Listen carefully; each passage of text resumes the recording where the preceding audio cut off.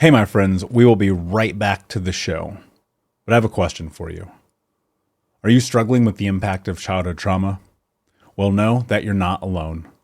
I'm here to let you know that I'm starting a brand new weekly coaching group that includes a year of life coaching, accountability, support, habit and goal setting, and more. I'm starting a waitlist for the group right now, and I'm only taking a handful of people. And I'll let you know that through this personalized coaching, we'll work together to help you understand how your childhood trauma has shaped your beliefs, behaviors, emotions, and will help you create a roadmap for healing and growth. Right now, you can schedule an absolutely free coaching session with me and get put on the wait list if you go to thinkunbroken.com. My friends, it's your time to turn your trauma into triumph, breakdowns into breakthroughs, and become the hero of your own story. And I'm here to support you in doing that. Just go to thinkunbroken.com to register for a free coaching call with me and to get put on the wait list for the brand new weekly coaching program. We'll be right back to the show. But before we do, I want to tell you about today's sponsor, FactorMills.com, where if you go to factormills.com/unbroken50 and use the code unbroken50, you can get 50% off your first order. That's factormills.com/unbroken50. If you're like me and you are a person who is busy trying to create a life, heal, work on their health, wealth, and relationships, and not to mention deal with the day-to-days of normal life, you do not have time to be going to the grocery store and trying to figure out what you're going to cook every single day of the week. In fact, one time I did the math and I realized I was spending over 15 hours a week at the grocery store and cooking. When I added Factor, I got to use that time for myself, for my family, for my friends, for my community, and for my business. And so if you're in the place where you need some more support in the kitchen, head to factormills.com/unbroken50 and use the code unbroken50 to get 50% off. Hey, my friends, we will be right back to the show. But I have a question for you. Are you struggling with the impact of childhood trauma? Well, know that you're not alone. I'm here to let you know that I'm starting a brand new weekly coaching group that includes a year of life coaching, accountability, support, habit and goal setting, and more. I'm starting a waitlist for the group right now, and I'm only taking a handful of people. And I'll let you know that through this personalized coaching, we'll work together to help you understand how your childhood trauma has shaped your beliefs, behaviors, emotions, and will help you create a roadmap for healing and growth. Right now, you can schedule an absolutely free coaching session with me and get put on the wait list if you go to thinkunbroken.com. My friends, it's your time to turn your trauma into triumph, breakdowns into breakthroughs, and become the hero of your own story.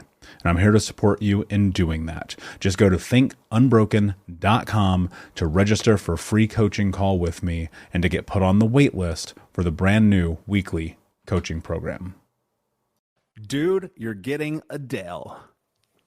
What's up, Unbroken Nation? Hope that you're doing well wherever you are in the world today. You might have heard that before if you're over the age of probably 20. Dude, you're getting Adele. You probably remember Ben Curtis.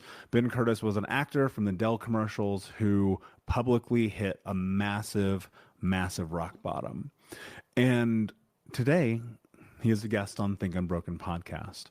Ben and I actually connected a few years ago on social and been able to not only watch so many of the incredible things that he has done come to shape and fruition, but also he and I have become pals, and it's just amazing to watch this man's journey.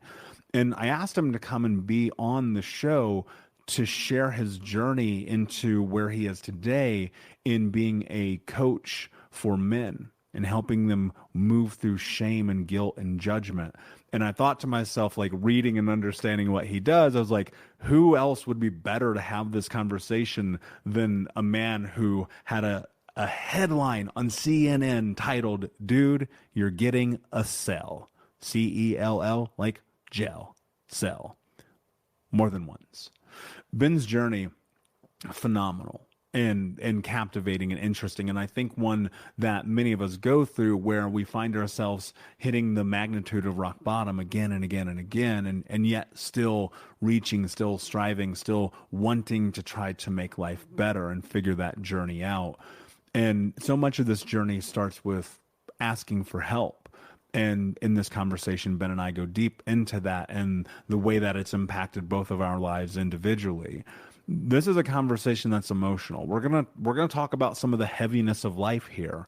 And so I want you to know coming into this that, this is a space where the baseline reason I created this show was to have conversations exactly like this.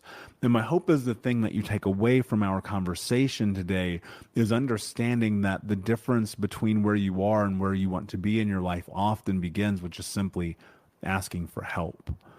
And so I'm very excited to welcome my friend Ben Curtis to the show. And without further ado, my friends, let's get into the show. Hey, what's up, Unbroken Nation? Welcome to the Think Unbroken podcast. I'm your host, Michael Unbroken, and this podcast is about helping trauma survivors let go of the past, overcome their fear, discover their identity, become the hero of their own story, and ultimately to be unbroken. Our goal in company is to bring on guests and experts in the fields of mental, physical, and psychological health to help you overcome the past, to take back your power.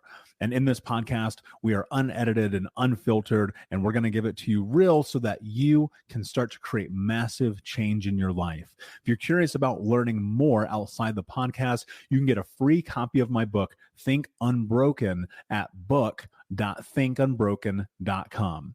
That's book.thinkunbroken.com, where you can get a copy of my #1 best-selling book, Think Unbroken: Understanding and Overcoming Childhood Trauma. The most important thing that you can ever do, my friends, is show up for yourself, and that's where you are today. And I appreciate you. I have massive gratitude for you. And without further ado, let's get into the show. We'll be right back to the show, but before we do, I want to take a moment and tell you about my new book, Unbroken Man, A Man's Guide to Being the Hero of Their Own Story. I sat down a few months ago and realized that there are so many men in the world that need guidance, that need support, that need to learn about trauma, removing themselves from toxic masculinity, breaking down the barriers to vulnerability, getting unstuck, and ultimately learning the tools to become the hero of their own story. Unbroken Man is available for pre-order right now if you go to men.thinkunbroken.com, where you'll also get access to over $1,000 in bonuses, including the 6-week in-depth trauma healing coaching app, which you'll get instant access to. I created Unbroken Man to be accessible to everyone around the world, but it is written for men from the guise of a man, and I hope that you will find it to be a practical tool on your healing journey in the same way that thousands of men around the world have. So check out men.thinkunbroken.com to pre-order, and until next time, be unbroken. Hey, what's up, Unbroken Nation? Hope that you're doing well wherever you are in the world today. I'm very excited to be back with you with another episode with my friend Ben Curtis, who helps men transform shame. Ben, my friend, it's an honor. Thank you for being here. How are you today? Hey, Michael, it's an honor to be here. I'm really grateful today.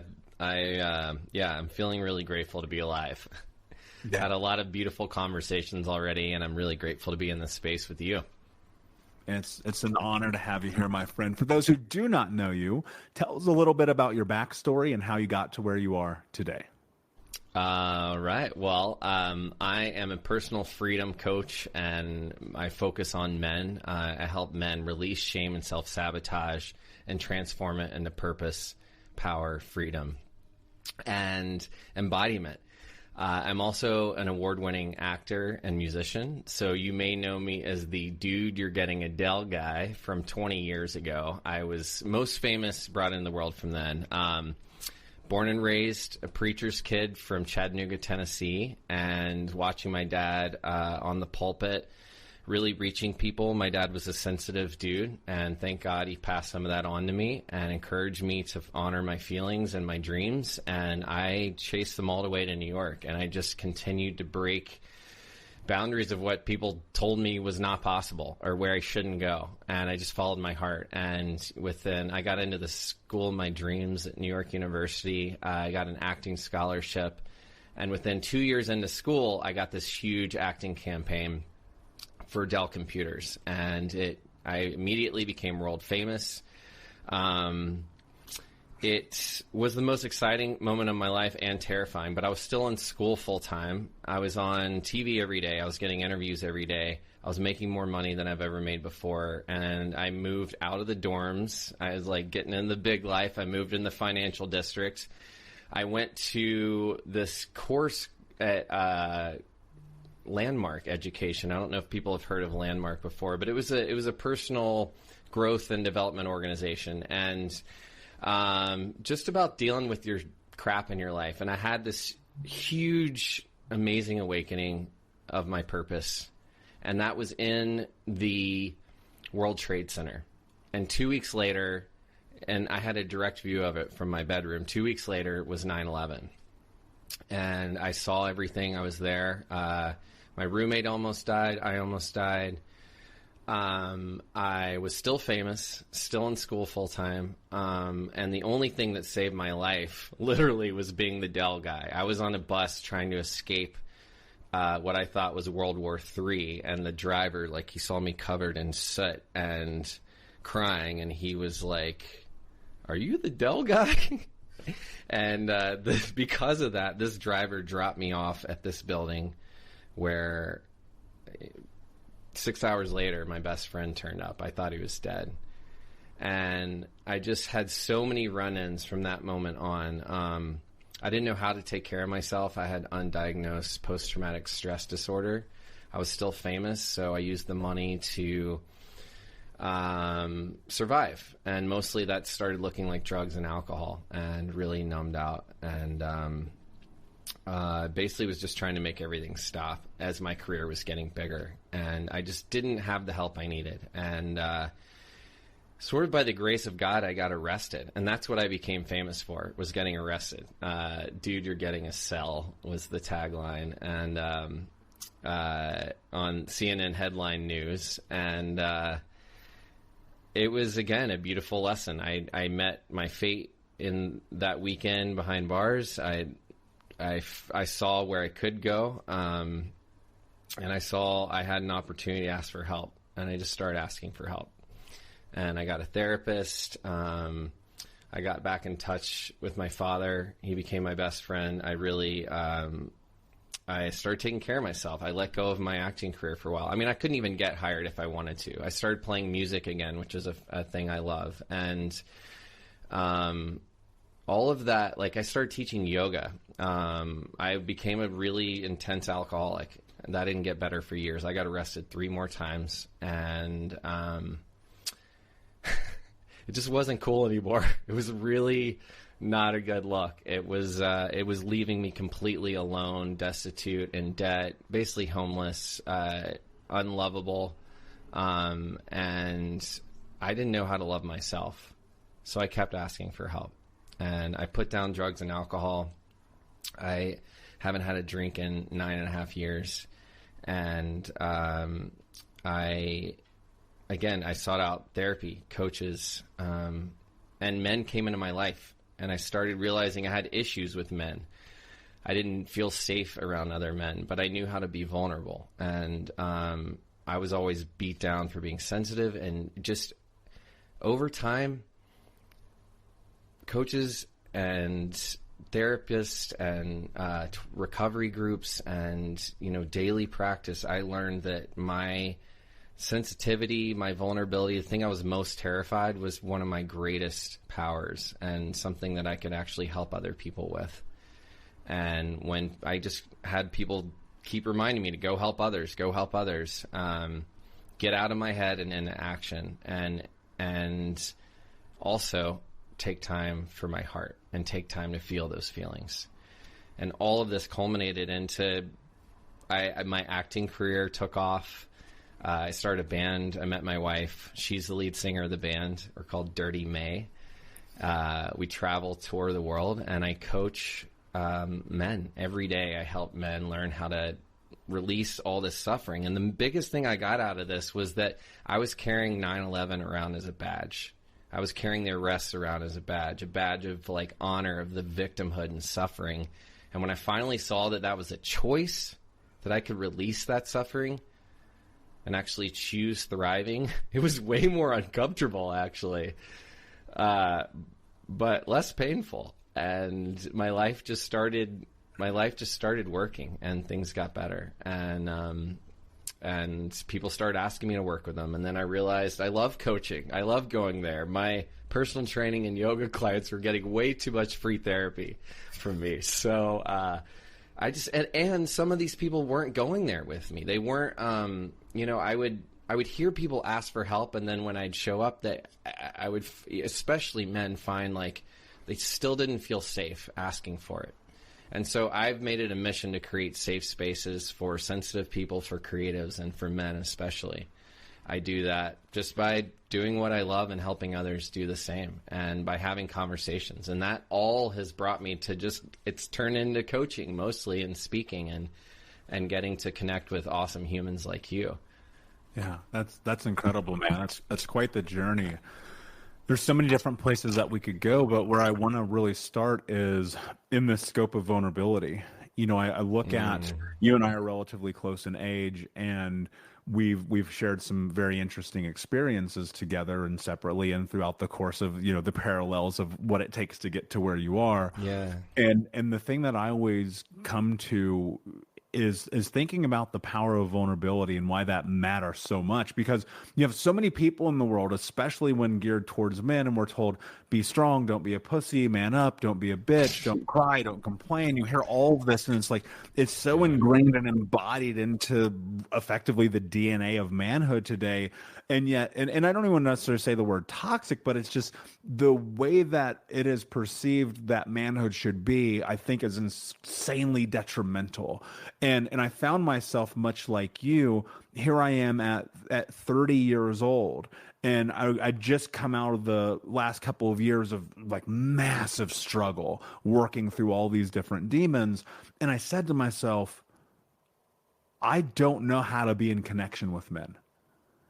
And I forced myself to go into men's group coaching, and it changed my life forever.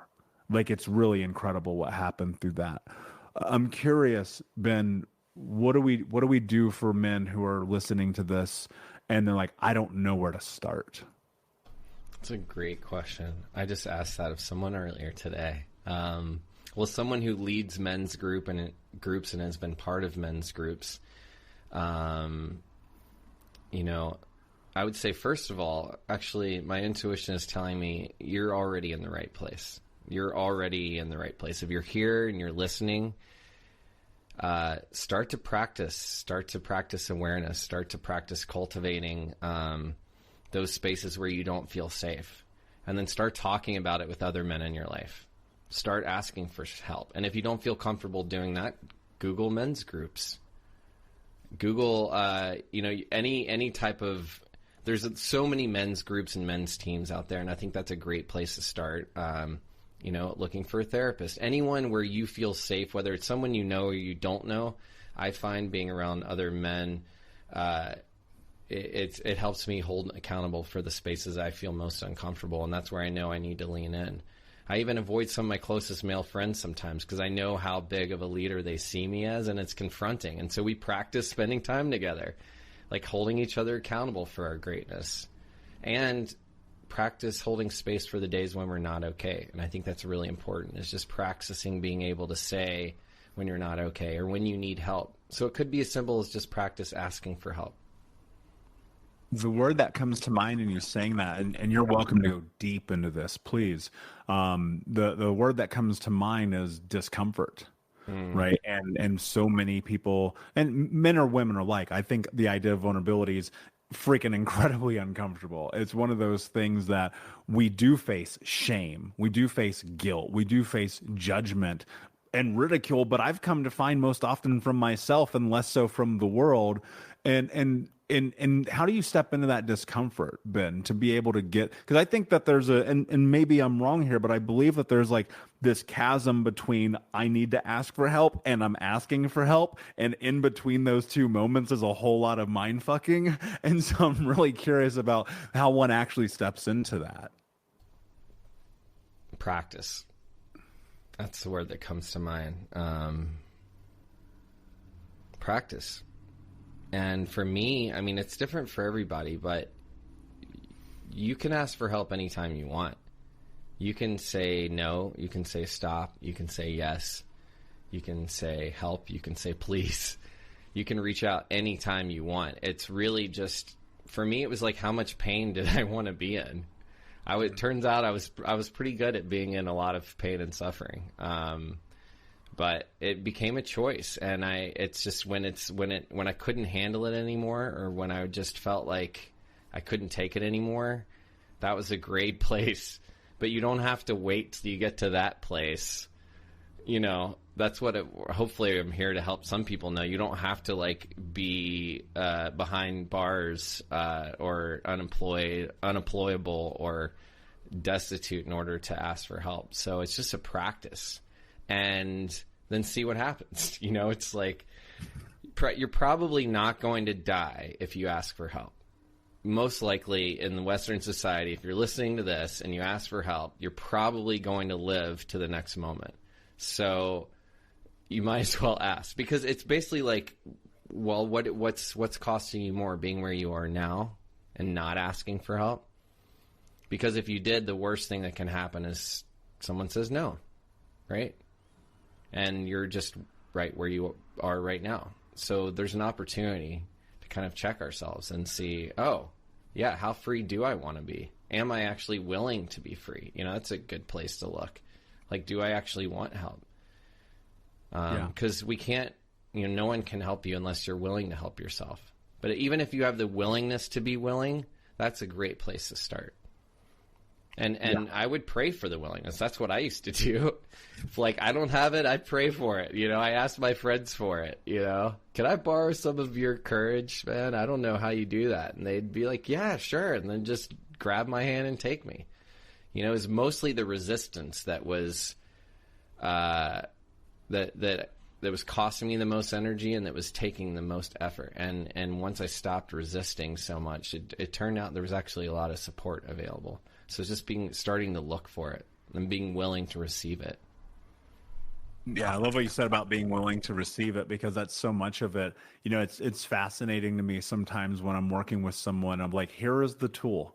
This is the thing that you asked for. Now you must use it. You have to execute with it, because if you don't, it doesn't matter. Like wishing is totally different than acting. Like those are two very, very different things. And ultimately, I do believe that just massive action is the only way to truly create the life that you want to have. And there is a tremendous amount of discomfort in it, but it's in the embracing that discomfort in which you discover what you're actually capable of. Because I've come to find that where I'm at in my life, it's 3% of what I can do. And it's like the measurement of, okay, cool. I literally just this morning, I reached out to someone I know. I said, hey man, will you coach me?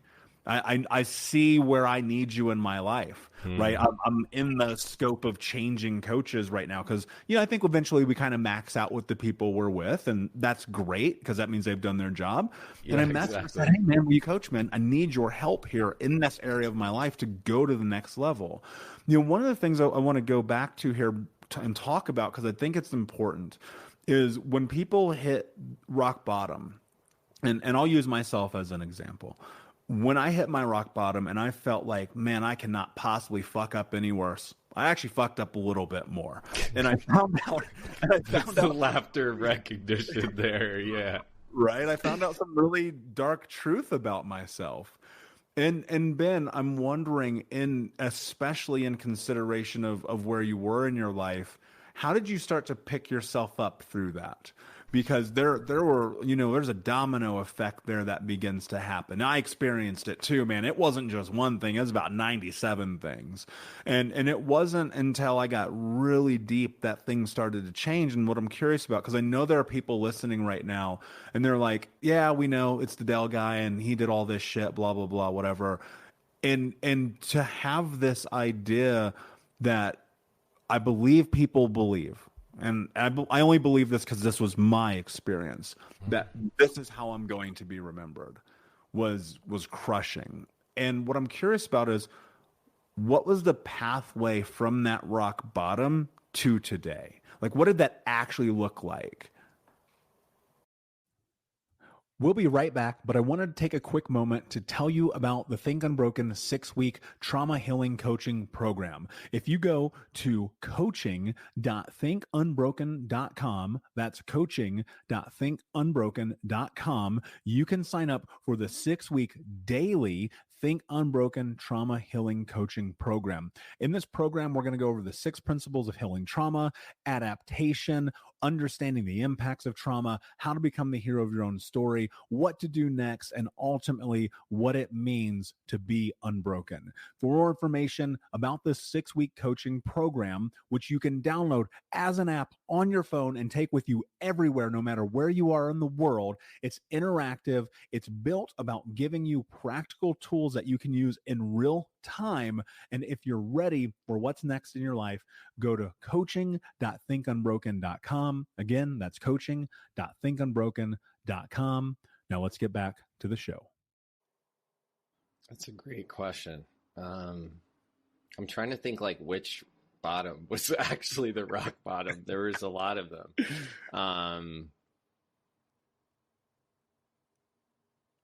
The one that hits me the most is I was in school. Dell stuff was going on. Pretty sure I had news interviews or radio interviews booked that morning before class.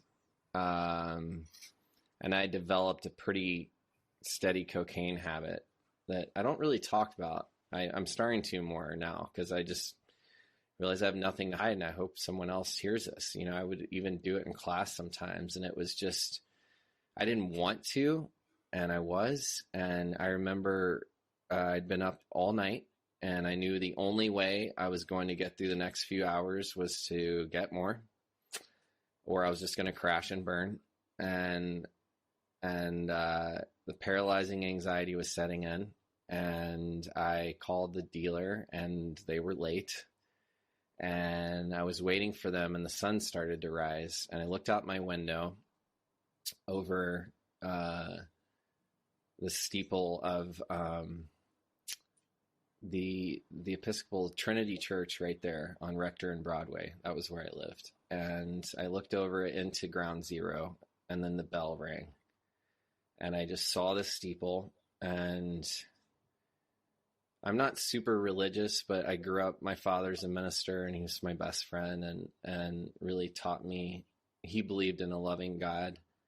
And I just felt like God was really reaching into me at that moment and saying, wake the F up. And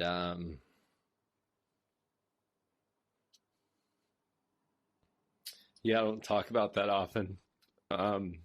It's still a raw space. But I'm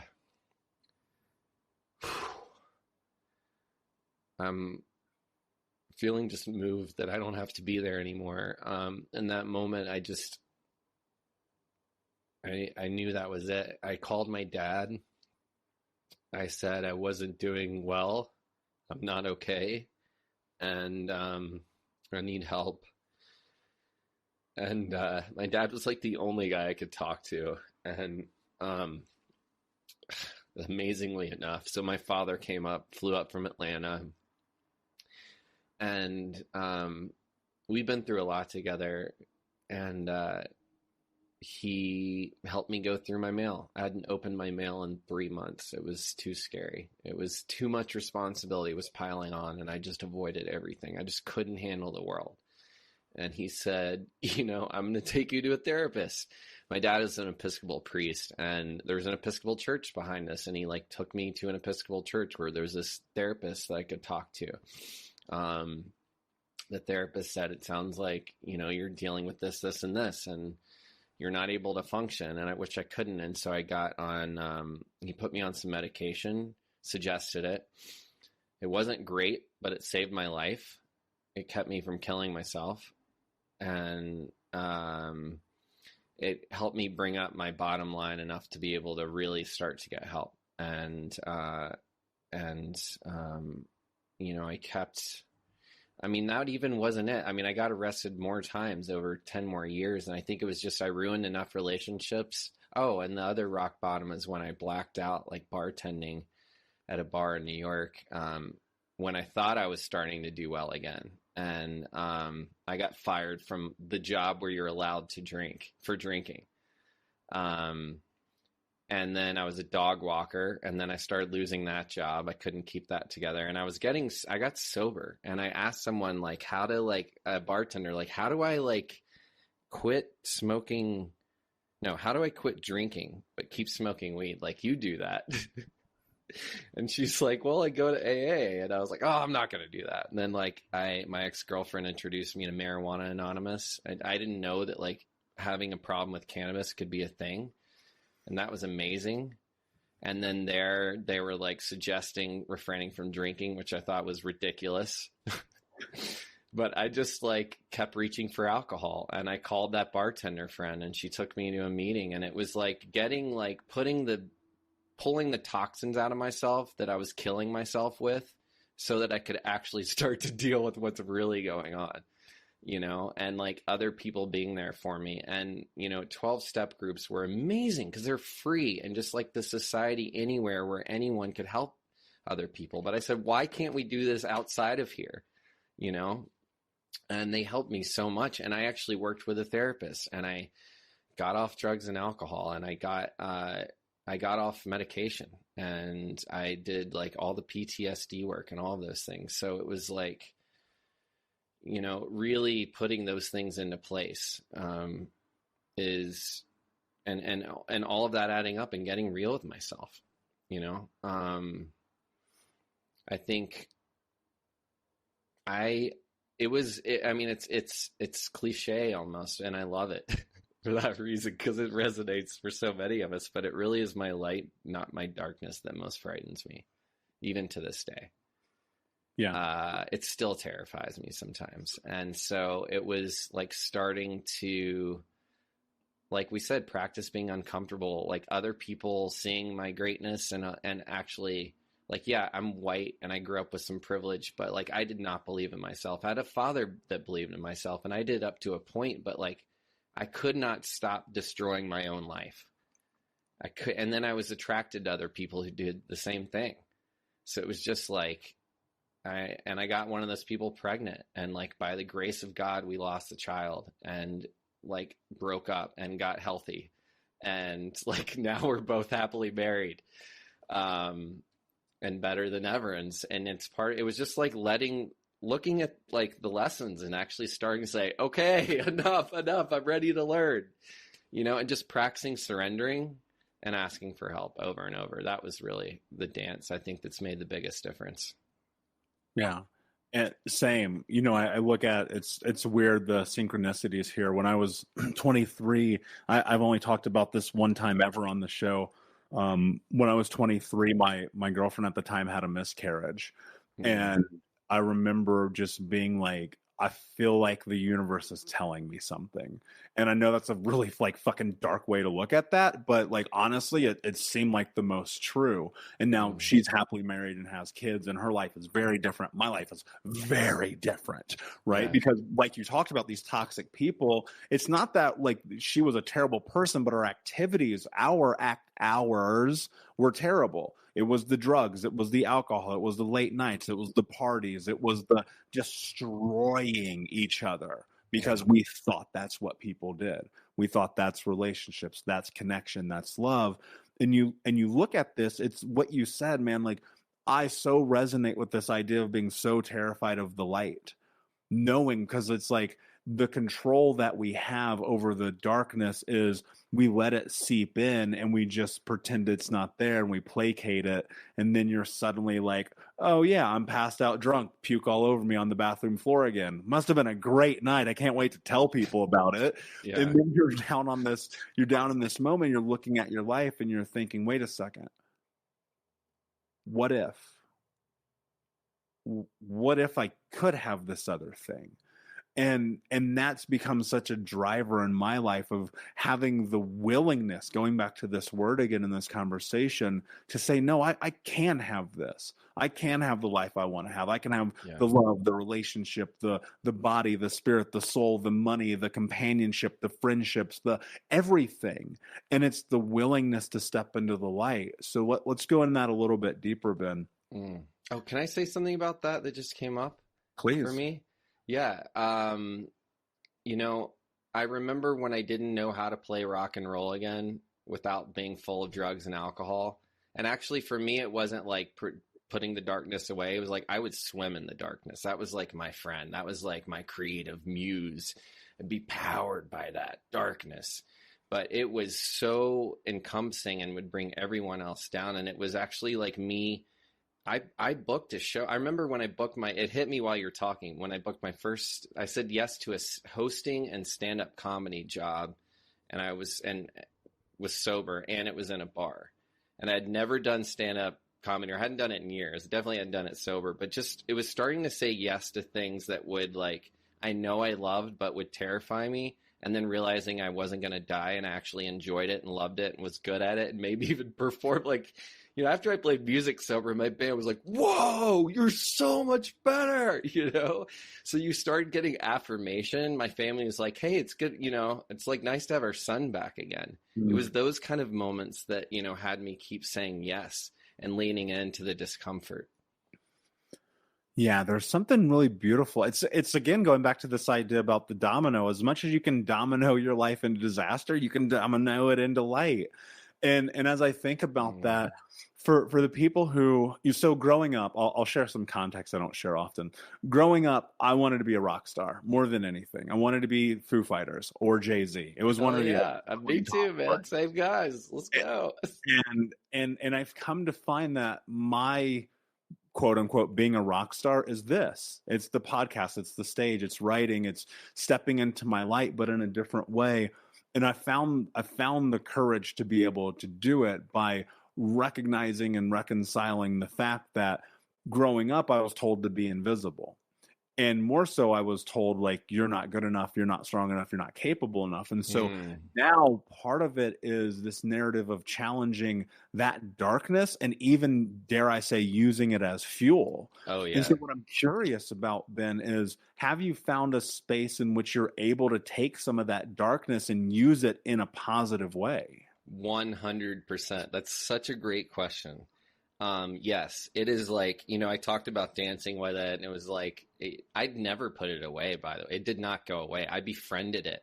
I got familiar with it. I talked about it. I shared it openly. Like I allowed it to no longer haunt me. So it was like, the more I talk, the beautiful thing of being like, the terrible and the tragic and beautiful thing of being like having fame, the moment of that arrest was that I was still getting interviewed. So I was talking about my trauma. I was talking about 9/11. I was talking about what I was going through, but I didn't get to interviews after, I wasn't hireable anymore. So I think,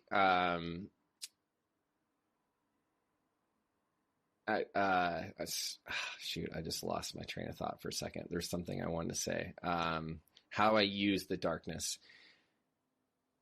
I still play music, and it is like, if you watch me on stage, if you look up some Dirty May videos on YouTube of my wife and I, like, people are like, whoa, dude, like I allow it to come out in really healthy places. Like when I work out, when I run, that's what I love about acting. I've played some really dark, tragic, tortured people, but I can actually use the darkness in a healthy way.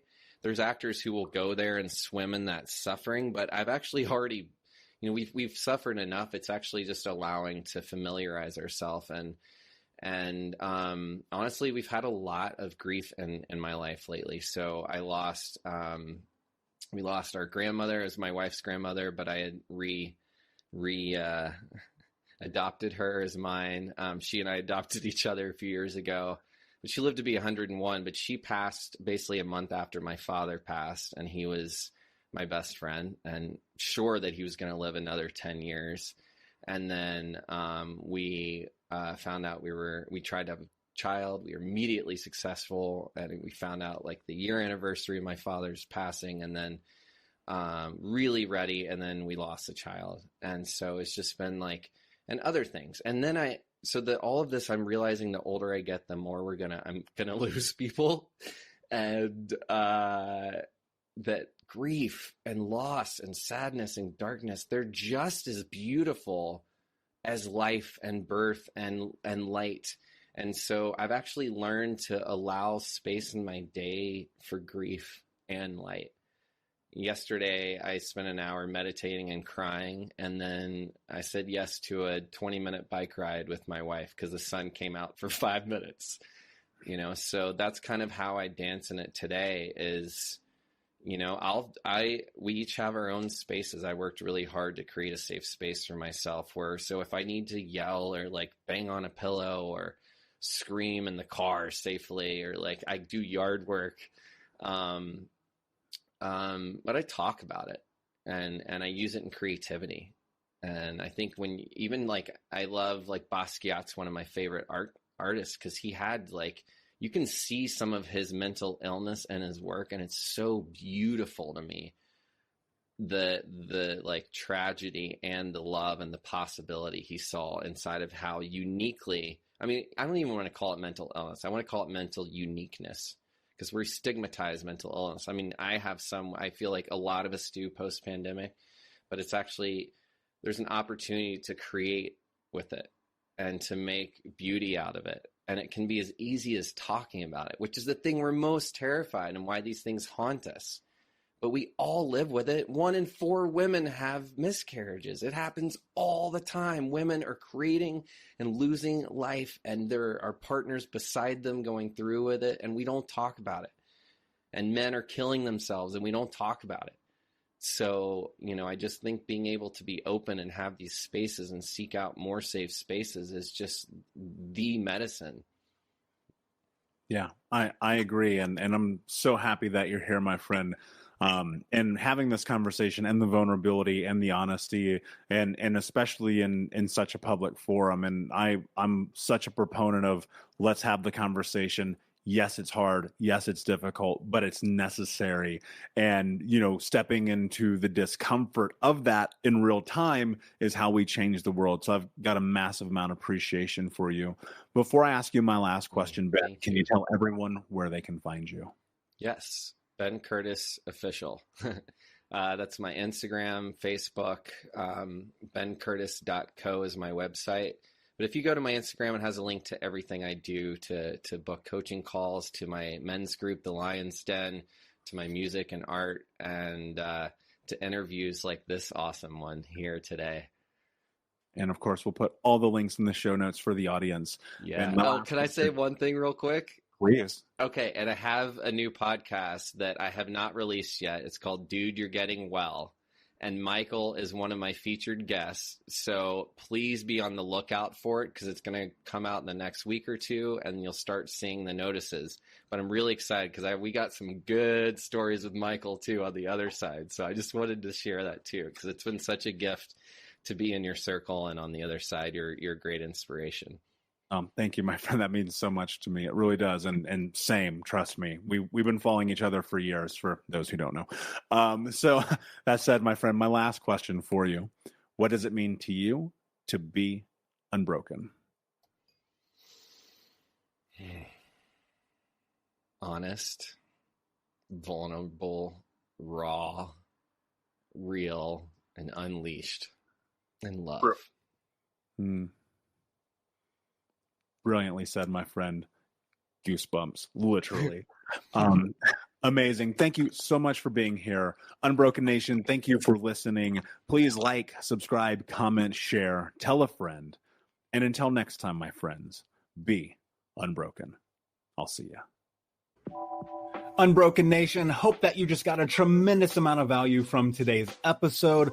I want to know, what you think. Please do me a favor and review, rate, and share the episode with 3 friends on social media today. It would mean the world if you did, because ultimately at the end of the day, creating community and connection is how we heal generational trauma in the world. And I need your help to do that, Unbroken Nation. So if you're on iTunes or Spotify or wherever you are, please like, comment, share, review. I want to know not only what you like about the show, but how I can make the show better, how I can make this further about helping you on your healing journey. So do me a favor, and when you do, shoot me a screenshot of you making the review to my DM at Michael Unbroken on Instagram so that I can have a conversation with you, say hi, and more importantly, so I can share it with the Unbroken Nation. Thank you so much, my friend. Hey, my friends, we will be right back to the show, but I have a question for you. Are you struggling with the impact of childhood trauma? Well, know that you're not alone. I'm here to let you know that I'm starting a brand new weekly coaching group that includes a year of live coaching, accountability, support, habit and goal setting, and more. I'm starting a waitlist for the group right now, and I'm only taking a handful of people. And I'll let you know that through this personalized coaching, we'll work together to help you understand how your childhood trauma has shaped your beliefs, behaviors, emotions, and will help you create a roadmap for healing and growth. Right now, you can schedule an absolutely free coaching session with me and get put on the wait list if you go to thinkunbroken.com. My friends, it's your time to turn your trauma into triumph, breakdowns into breakthroughs, and become the hero of your own story. And I'm here to support you in doing that. Just go to thinkunbroken.com to register for a free coaching call with me and to get put on the wait list for the brand new weekly coaching program.